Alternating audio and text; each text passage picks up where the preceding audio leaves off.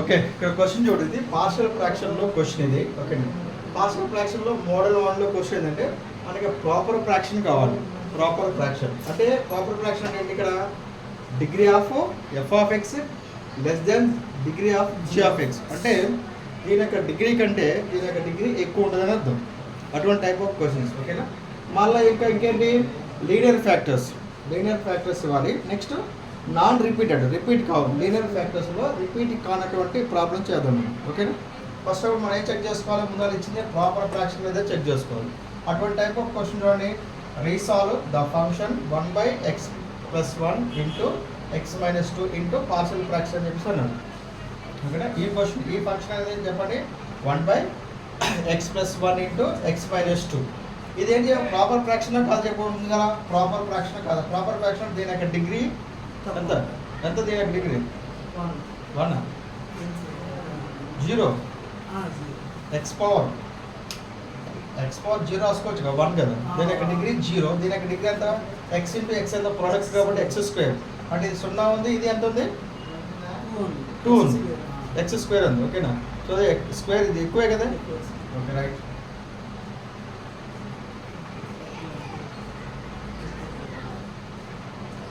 Into partial fraction. ఓకేనా, linear factors ఉన్నప్పుడు ఎలా రాస్తారు ఫార్ములా అంటే మనకి formula f of x by x plus a into x plus b. ఎలా రాస్తారు దీన్ని? ఇప్పుడు ఎఫ్ ఆఫ్ ఎక్స్ అనేది తక్కువ, జీ ఆఫ్ ఎక్స్ అనేది ఎక్కువ. అప్పుడు ఎలా రాస్తారు పార్షియల్ ఫ్రాక్షన్కి? X plus a into x plus b అనేది లీనియర్ ఫ్యాక్టర్స్, మళ్ళీ నాన్ రిపీటెడ్ కదా. నాన్ రిపీటెడ్ కాబట్టి ఏం రాస్తారు ఇక్కడ? A by x plus a plus b by x plus b అని అంటే ఫార్ములా ప్రకారం చెప్తే, దీని ప్రకారం చెప్తే. ఓకేనా, ఇప్పుడు దీని ప్రకారం చెప్తాం మనం.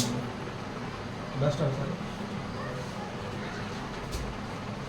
దీని ప్రకారం చెప్తాం. ఓకేనా, సొల్యూషన్ రాదు. గోటో సొల్యూషన్. గివెన్ ఫ్రాక్షన్ చెప్పండి. గివెన్ ప్రాపర్ ఫ్రాక్షన్ అయినా మనకి ఇచ్చింది. గివెన్ ప్రాపర్ ఫ్రాక్షన్ అయినా మనకి ఇచ్చింది మేడం. ఎంత? 1/x+1 into x-2. ప్రాపర్ ఫ్రాక్షనే కదా. దీని యొక్క డిగ్రీ తక్కువ, దీని యొక్క డిగ్రీ ఎక్కువ. Proper fraction. మరి ఇక్కడ లీనియర్ ఫ్యాక్టర్స్ ఇచ్చాడా? లీనియర్ ఫ్యాక్టర్స్ ఇచ్చాడు కదా. లీనియర్ ఫ్యాక్టర్స్ కూడా రిపీటెడా నాన్ రిపీటెడా? ఇది x+1 ఉంది, x-2 ఉంది. బోత్ ఆర్ డిఫరెంట్ ఫ్యాక్టర్స్ కదా. ఇక్కడ 1 ఉంది, ఇక్కడ 2 ఉంది, -2 ఉంది కదా. రెండు డిఫరెంట్ కదా.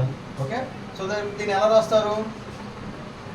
1/x+1 into x-2 is equal to A by అంతేనా x+1 plus b by x-2. ఇదేనా? దీన్ని ఎలా పార్షియల్ ఫ్రాక్షన్ చేస్తారు? a by x+1 plus b by x-2. ఓకేనా, సో ఇప్పుడు ఏం చేద్దాం? ఎల్సిఎం చేద్దాం. రెండు ఫ్రాక్షన్స్ మనం యాడ్ చేసేటప్పుడు ఏం చేద్దాం? మనం ఫ్రాక్షన్ చేద్దాం. ఇదే ఎల్సిఎం చేద్దాం. ఎంత ఎల్సిఎం ఎంత? 1/x+1 into x-2. ఎంత ఇది LCM? x+1 into x-2 LCM. అంతేనా?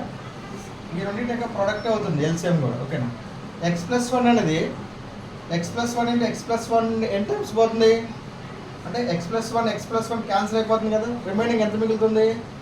x-2 మిగులుతుంది. x-2 ఇంటూ పైన ఎంత అవుతుందో దాంతో ప్రోడక్ట్ చేయాలి. ఓకేనా, ఎంత అది? a ఇంటూ x-2 ప్లస్ ఇక్కడ x-2 ఉంది. x-2 అనేది ఈ కింద దాంతో మొత్తం ప్రోడక్ట్ డివిజన్ చేయాలి. x-2 అనేది ఎన్నిసార్లు పోతుంది? ఇక్కడ x-2 క్యాన్సిల్ అయిపోద్ది కదా. x-2 క్యాన్సిల్ అయిపోద్ది కదా. ఇక్కడ x-2 క్యాన్సిల్ అయిపోతే రిమైనింగ్ ఎంత మిగులుతుంది మనకి? x+1 ఇంటూ పైన ఎంత ఉంది? బీతో ప్రోడక్ట్ చేయాలి. b into x+1. క్లియరా? రైట్.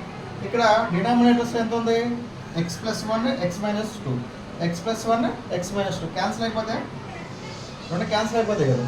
రిమైనింగ్ ఎంత అవుతుంది చెప్పు? రిమైనింగ్ ఇది ఏమో రాసుకోవచ్చు, ఇది అన్నట్టు రాసుకోవచ్చు. ఇది ఇక్కడ రాసుకోవచ్చు, ఇది ఇక్కడ రాసుకోవచ్చు. ఓకేనా, ఇది రాసుకుంటున్నాను. a into x-2 plus b into x+1 is equal to 1. ఇక్కడ ఇది ఏం చేద్దామంటే మనం ఎక్స్ వాల్యూని ఏదో ఒక వాల్యూని సబ్స్టిట్యూట్ చేసుకోవడం వల్ల మనకు ఏదో ఒక వాల్యూ బి వాల్యూ వస్తుంది.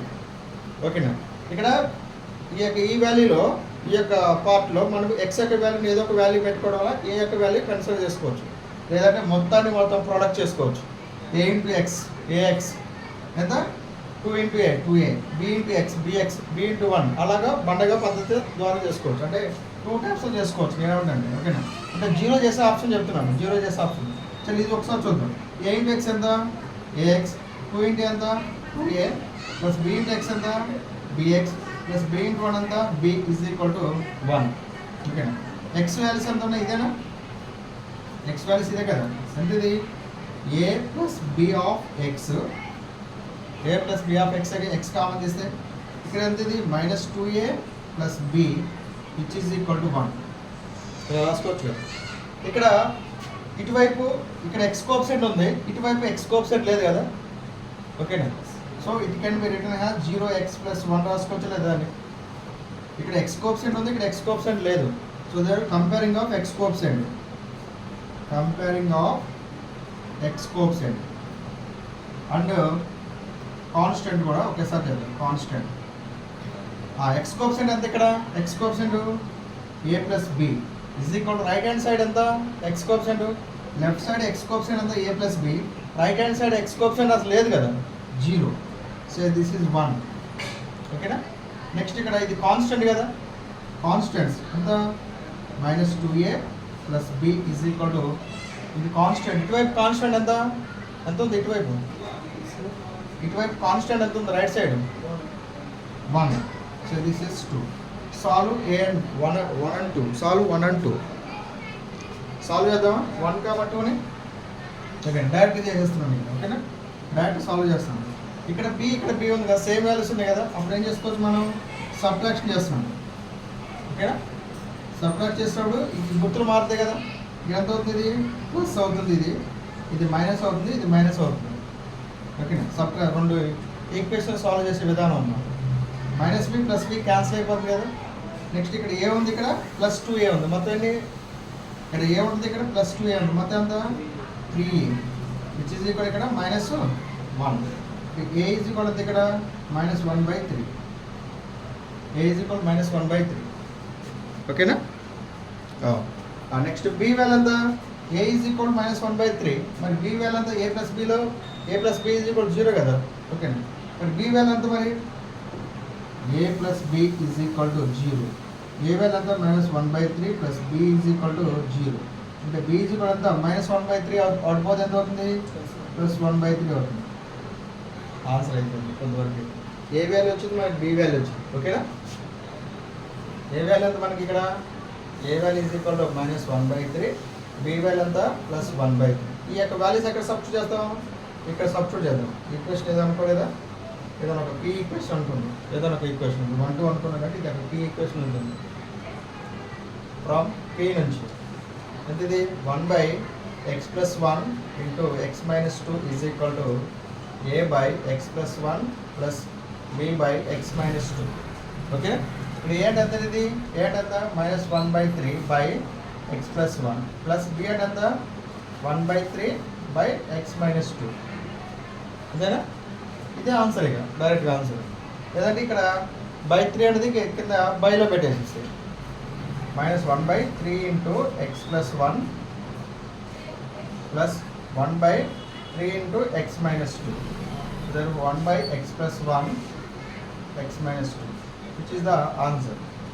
చూసారా, ఈ పార్ట్ని మనం 2 టైప్స్గా డివైడ్ కూడా పార్షియల్ ఫ్రాక్షన్ చేసేసాం.